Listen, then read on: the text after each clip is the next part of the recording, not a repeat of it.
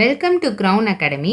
UGTRB எக்ஸாமுக்காக நம்ம crown அகாடமியில் நியூ பேட்ச் ஸ்டார்ட் பண்ணியிருக்கோம். Study material, video class, online test, regular class எல்லாமே நம்மளுடைய அகாடமியில் அவைலபிளாக இருக்குது. இந்த வீடியோவில் நம்ம க்ரௌன் அகாடமி ப்ரொவைட் பண்ணுற ஸ்டடி மெட்டீரியல்லேருந்து புவியியல் சப்ஜெக்டில் யூனிட் 1 ஜியோமார்ஃபாலஜியில் இருக்கக்கூடிய ப்ராக்டிஸ் கொஷின்ஸ் பார்க்க போகிறோம். 1 by 1 பார்க்கலாம். ஃபர்ஸ்ட் கொஷின் பாருங்கள். பாறை தொகுதிகள் பக்கவாட்டில் நகரும் புவி மேலோடுகளின் அடுக்குகள் உடைவதை என்ன என்கிறோம்? ஓகே, ஸோ என்ன கேட்டிருக்காங்க அப்படின்னு பார்த்தீங்கன்னா, இப்போ பாறை தொகுதிகள் இருக்குல்ல, அதில் இப்போ ஒரு நம்ம எர்த் கிரஸ்டில் பக்கவாட்டாக நகரும் போது அது உடையிறதை நம்ம என்னன்னு சொல்கிறோம் அப்படின்னு கேட்டிருக்காங்க. அதாவது என்ன சொல்கிறாங்கன்னா, பக்கவாட்டில்னா நமக்கு எப்படின்னா இப்படி ஹரிசான்டலாக ஒன்னோட ஒன்று இப்படி நகர்றது நம்ம என்னன்னு சொல்கிறோம் அப்படின்னு பார்த்தோம்னா நம்ம பிளவுகள், அதாவது ஃபால்ஸ் அப்படின்னு சொல்லுவோம். ஓகேவா? இதுக்கான கரெக்ட் ஆப்ஷன் பி. அதே மாதிரி நெக்ஸ்ட் பாருங்க, 2 ஸ்டேட்மெண்ட் கொடுத்துருக்காங்க. இந்த 2 ஸ்டேட்மெண்ட் கரெக்டா அப்படிங்கிறத நம்ம பார்க்கணும். இல்லை ஃபர்ஸ்ட் ஸ்டேட்மெண்ட் பார்த்தோன்னா, ஓட்டுரு அழிதல் விசைகள் மிகவும் மெதுவான ஆக்க விசைகள் ஆகும். இந்த விசை பின் மேற்பரப்பில் மலைகள், பீடபூமிகள் மற்றும் ஏரிகள் ஆகிய தோன்ற காரணமாகிறது. ஓகேவா? இதுல என்ன சொல்ல வராங்க அப்படின்னு பாத்தீங்கன்னா, ஊட்டுரு அழித்தல் அப்படிங்கிறது லைக் இது ஒரு ஸ்லோ ப்ராசஸ், மெதுவா நடக்கக்கூடிய ஒரு ஷீட் ஆஃப் எரோஷன் மாதிரி. ஓகேவா?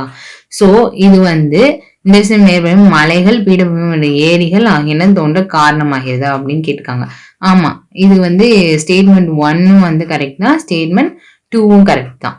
ஏன் மலைகள், பீடபூமி இதெல்லாமே நமக்கு எப்படி மாறும் அப்படின்னு பார்த்தோம்னா ஒரு ஸ்லோ சேஞ்சஸ் தான். லைக் வெதரிங் எல்லாமே நடந்தா நமக்கு என்ன ஆகுது, சேஞ்ச் ஆகுது. ஓகேவா? ஸோ இதுக்கான கரெக்ட் ஆப்ஷன் என்னன்னு பார்த்தோம்னா ஆப்ஷன் ஏ, 2 வாக்கியமும் சரி. Okay, next question number 3. புவி மேலோட்டின் கிடையான நகர்வினால் ஏற்படும் பிளவுக்கு பெயர். ஓகே, நம்ம எர்த் கிராஸ்ல நடக்கக்கூடிய அந்த நகர்வுனால ஏற்படக்கூடிய அந்த ஃபால்ட்டோட நேம் என்ன அப்படின்னு கேட்டிருக்காங்க. ஓகேவா? நம்ம இப்பதான் பார்த்தோம் 3 டைப்ஸ் பார்த்தோம் இல்லையா? நேர்பிளவு, எதிர்பிளவு, அப்புறம் பக்கவாட்டு பிளவு. இது 3மே நம்ம பார்த்தோம். நார்மல் ஃபால்ட், அப்புறம் ரிவர்ஸ் ஃபால்ட், அப்புறம் டிரான்ஸ்ஃபார்ம் ஃபால்ட்ஸ். இது எல்லாமே எங்கெங்க நடக்குது, எப்படி நடக்குது பார்த்தோம். இப்போ கொஸ்டின் என்ன கேட்டிருக்காங்க, புவி மேலோடின் கிடையான நகர்வினால் ஏற்படும் பிளவுக்கு பெயர். ஓகே, புவி மேலோடு நடக்கிற இதுக்கு என்ன பெயர் அப்படின்னு கேட்டிருக்காங்க. இங்க பாருங்க, இதுல நம்ம பார்த்தோம் ரிவர்ஸ் ஃபால்ட்ல புவி மேலோட்டின் கிடையான நகர்வினால் ஏற்படும் பிளவை எதிர்பிளவு என்கிறோம். ஓகே, ஸோ நமக்கு இங்க மேல இப்படி தொங்கும் சுவர் நமக்கு என்ன ஆகுதுன்னா மேல் நோக்கி போகும், அடிச்சுவர் கீழ் நோக்கி வரும். ஸோ இதை தான் நம்ம என்ன அப்படின்னு சொல்றோம்னு பார்த்தீங்கன்னா ரிவர்ஸ் ஃபால்ட் அப்படின்னு சொல்லுவோம். இது கம்ப்ரெஷனால நடக்கக்கூடியது. ஓகே, ஸோ அதுக்கான கரெக்ட் ஆன்சர் அப்படின்னு பார்த்தோம்னா நமக்கு எதிர்பிளவு. ஓகேவா?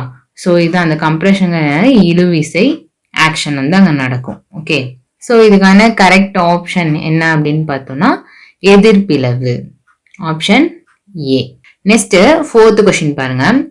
புவி மேற்பரப்பில் உள்ள மேல் வளைவிற்கு பெயர் என்ன?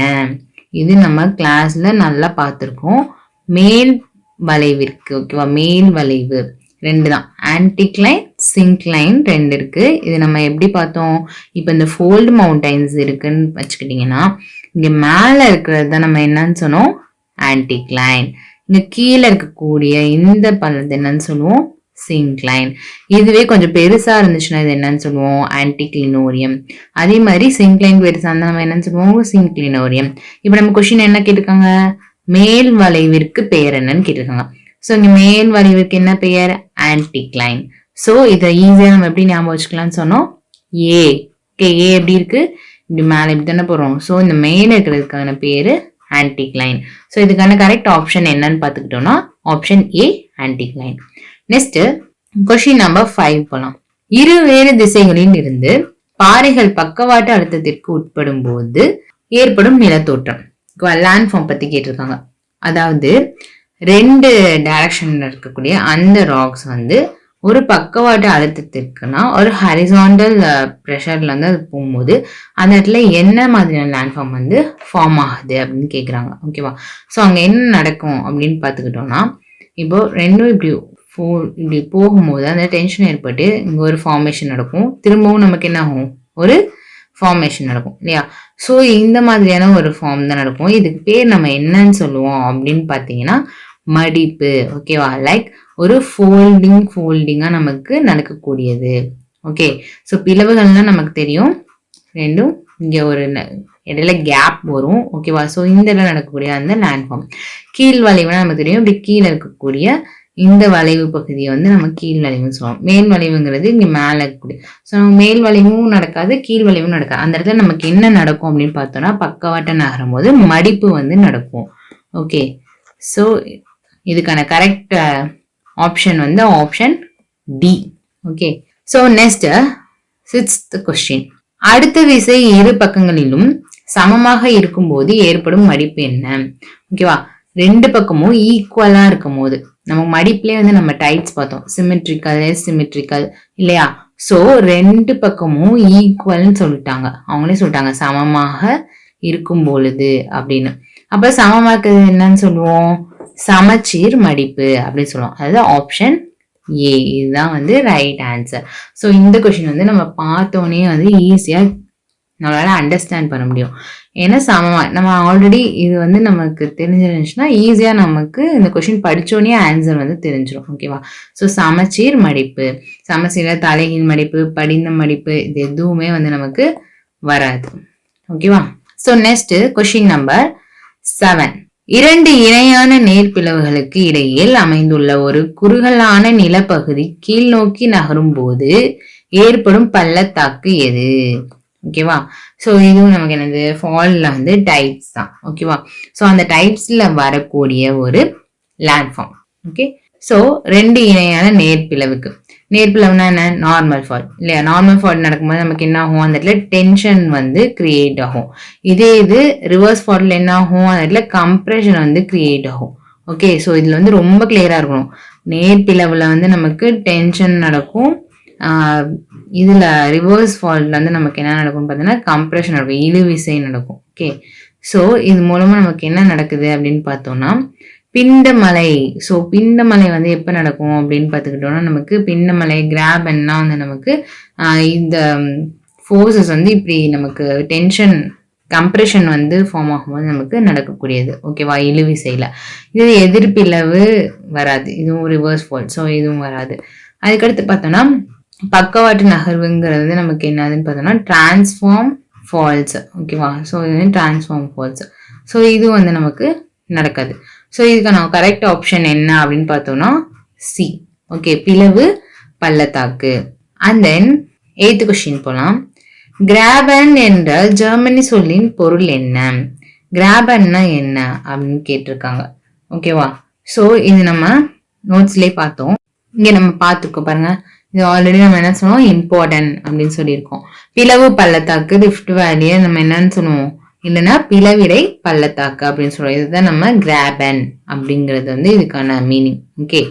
ஸோ இப்போ உங்களுக்கு தெரிஞ்சிருக்கும். இப்போ அந்த கொஸ்டினுக்கான கரெக்ட் ஆன்சர் என்ன? ஸோ இப்போ பாருங்க, இந்த கொஸ்டின் நம்பர் 8க்கு எது வந்து கரெக்டான ஆன்சர் வரும்? கிரேபன் என்ற ஜெர்மனி சொல்லின் பொருள் என்ன? இதுக்கான மீனிங் வந்து என்னன்னு பார்த்தோம்னா பள்ளம். ஓகே. ஸோ இதுக்கான மீனிங் பள்ளம். ஸோ கரெக்ட் ஆப்ஷன் வந்து option B. Next 9th question பாருங்க. உடைந்த பாறைகளின் தொகுதியானது ஒன்றுக்கொன்று கடந்து செல்லக்கூடிய பரந்த தட்டையான மேற்பரப்பிற்கு பெயர் என்ன? ஓகேவா? ஸோ இந்த ராக்ஸ் வந்து ஒன்னோட ஒன்னு என்ன ஆகுதுன்னா கலந்து ஒரு இடத்துல மேற்பரப்பு ஃபுல்லா போய் சுத்தி வரதை வந்து நம்ம என்னன்னு சொல்றோம் அப்படின்னு வந்து கேட்டிருக்காங்க. ஓகே. ஸோ இதுல வந்து என்னென்ன கொடுத்துருக்காங்க? பிளவு தளம் கொடுத்துருக்காங்க, பிளவு சரிவு, கீழ்வீழ்ச்சி பாறை, அடி சுவர். ஓகே. ஸோ இது வந்து நம்ம பேசிக்கா கொஞ்சம் திங்க் பண்ணி எழுதினாலே இதுக்கெல்லாம் வந்து ஈஸியா நம்மளால ஆன்சர் பண்ண முடியும்.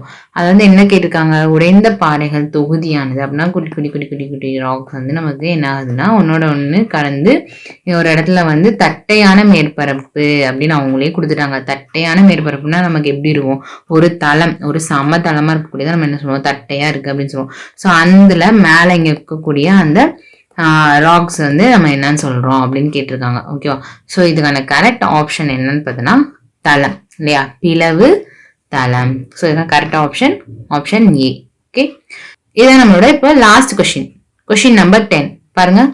ஒரு மடிப்பின் ஒரு பக்கம் அதிகமாக தள்ளப்படும் போது அது மற்றொன்றின் மீது படிந்து காணப்படும் இந்த வகையான மடிப்பிற்கு பெயர். ஓகே. ஸோ இப்போ ஒரு மடிப்பு இருக்கு. இது வந்து அதோட ஃபோர்ஸ்னால இன்னொரு பக்கம் அதிகமா தள்ளப்பட்டு இங்க வந்து இன்னொரு ஒரு மடிப்பு வந்து ஏற்படும். ஓகேவா? ஸோ இதுக்கான பேர் வந்து என்ன அப்படின்னு கேட்டிருக்காங்க. இதுக்கான பேர் என்னன்னு பார்த்தோம்னா நமக்கு வந்து கொஷின்லே கொடுத்துருக்காங்க. நம்ம கொஷின்ல இருந்தே எடுத்துடலாம். ஓகேவா?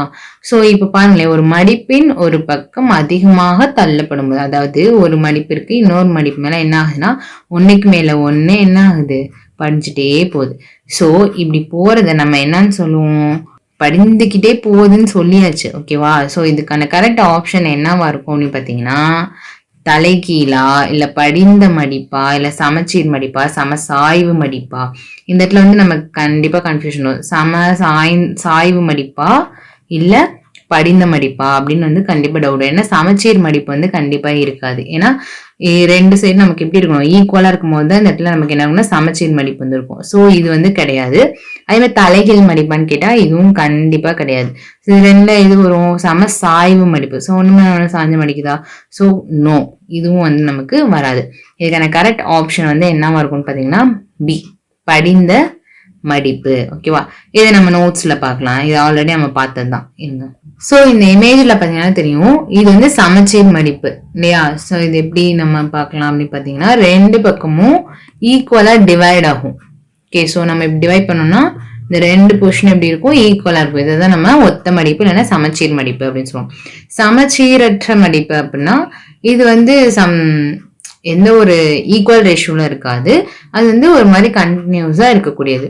இது தலைகீழ் மடிப்பு அப்படின்னு பார்த்துக்கிட்டீங்கன்னா ஆக்சுவலா லோயஸ்ட் லேயர்ல வந்து அதிகமான ஒரு ப்ரெஷர்னால இந்த இடம் வந்து பள்ளமா இருக்கும். ஓகே, ஸோ அடுத்து படிந்த மடிப்புங்கிறது தான் அது என்னன்னா நமக்கு ஒரு லேயர் மேல லேயரா நமக்கு ஃபார்ம் ஆகி இது இன்னும் கொஞ்சம் பெருசாகும். ஓகேவா? ஸோ இங்க இருக்கக்கூடியலாம் அடுத்து இங்க போகும்போது இந்த இடம் அதுக்கு மேல நமக்கு டெபாசிட் ஆகி இது ஒரு படிந்த மடிப்பா கிரியேட் ஆகும். இது சமசாய்வு மடிப்பு அப்படின்னா என்னன்னா நமக்கு இங்க இருக்கக்கூடிய இந்த லேண்ட் ஸ்ட்ரக்சர் அது கீழே வரைக்கும் போய் நமக்கு இப்படி ஒரு சமமா சாஞ்சிருக்கும். அதாவது ஒத்த மடிப்புங்கிறது வந்து நமக்கு இந்த இடம் வந்து ஈக்குவலா இருக்காது. லைக் இந்த ரீஜனும் இந்த ரீஜன் ஈக்குவலா இருக்கும். இது வந்து நமக்கு கீழே இருக்கக்கூடிய இந்த பாட்டும் மேல நமக்கு கிரியேட் ஆகக்கூடிய இந்த பாட்டும் இது ரெண்டுமே ஈக்குவலா இருக்கும். ஸோ அதுதான் என்னன்னு சொல்லுவாங்கன்னா சமசாய்வு மடிப்பு அப்படின்னு சொல்லுவாங்க. ஓகேவா? ஸோ இதுல வந்து கிளியரா இருக்கீங்களா? இதான் வந்து என்னது ஃபோல்டு அண்ட் ஃபால்டு. ஸோ நம்ம என்னென்ன பார்த்துருக்கோம் இப்போ வரைக்கும் அப்படின்னு பார்த்தோம்னா இந்த சாப்டர்ல எர்த்தோட மூமெண்ட்ஸ் பத்தி பார்த்துருக்கோம். அப்புறம் அதோட நமக்கு ஃபோல்டு ஃபால்ட்டு அதோட டைப்ஸ், ஓகேவா, பிளவுகளும் மடிப்புகளும் இருக்கு. அதுக்கான டைப்ஸ் பார்த்துருக்கோம். அந்த டைப்ஸ்ல என்னென்ன எக்ஸாம்பிள்ஸ் இருக்கு அப்படிங்கிறதையும் வந்து நம்ம இதுல டீட்டெயிலா பார்த்துட்டோம். ஓகே, ஸோ இதெல்லாம் வந்து நம்ம சொல்லிக்க வந்து ரொம்ப இம்பார்ட்டன்டான எக்ஸாம்பிள்ஸ் வந்து நம்ம சொல்லியிருக்கோம். இதையும் தாண்டி சில பிளேசஸ் வந்து இருக்கு அப்படின்னா அது வந்து எக்ஸாம் பாயிண்ட் ஆஃப் வியூல வந்து நமக்கு இந்த வந்து இம்பார்ட்டன்ஸ் கொடுத்தாலே நமக்கு ஒரு நம்ம வந்து அட்டன் பண்ணிட முடியும் கண்டிப்பா. ஓகேவா? ஸோ இந்த மாதிரி வேர்ட்ஸுக்கு வந்து நம்ம கண்டிப்பாக மீனிங் தெரிஞ்சு வச்சுக்கணும். ஆன்டிக் லைன்னா என்ன, ஆன்டிக் லினோரியம்னா என்ன, சிங்க் லைன்னா என்ன, அந்த மாதிரி நம்ம சில டேர்ம்ஸை வந்து அதுக்கான மீனிங் தெரிஞ்சுக்கிட்டாலே போதும். ரொம்ப ஈஸியாக தான் இருக்கும். ஓகேவா? ஸோ இதோட நமக்கு இந்த சாப்டர் 6 வந்து ஓவர் ஆகுது, புவி அசைவுகள். ஸோ அடுத்து நெக்ஸ்ட் வரக்கூடிய சாப்டர்ஸ்ல வந்து நம்ம அடுத்தடுத்த டாபிக்ஸ் வந்து கிளியரா பார்க்கலாம். ஓகே, ஸோ அது வரைக்கும் இந்த நோட்ஸ் எடுக்கும் போதே நம்ம இந்த மாதிரி பிரிச்சு எடுத்து ப்ரிப்பேர் பண்ணோம்னா லாஸ்ட் மினிட் ரிவிஷனுக்கு வந்து ரொம்ப ரொம்ப யூஸ்ஃபுல்லாக இருக்கும். ஓகே, நெக்ஸ்ட் கிளாஸ்ல பார்க்கலாம். தேங்க்யூ. இப்போ நீங்க பார்த்த இந்த வீடியோ கிளாஸ் மாதிரியே நம்ம கிரவுன் அகாடமியில 10 யூனிட்ஸ்க்கான video classes, material and online test provide பண்றோம். இது மட்டும் இல்லாம தமிழ் மொழி தகுதி தேர்வுக்கான வீடியோ கிளாஸ் அண்ட் ஆன்லைன் டெஸ்டும் வழங்கப்படுகிறது. இது தொடர்பான தகவல்கள் உங்களுக்கு வேணும் அப்படின்னா ஸ்கிரீன்ல தெரியுற நம்பருக்கு கான்டாக்ட் பண்ணுங்க. நன்றி.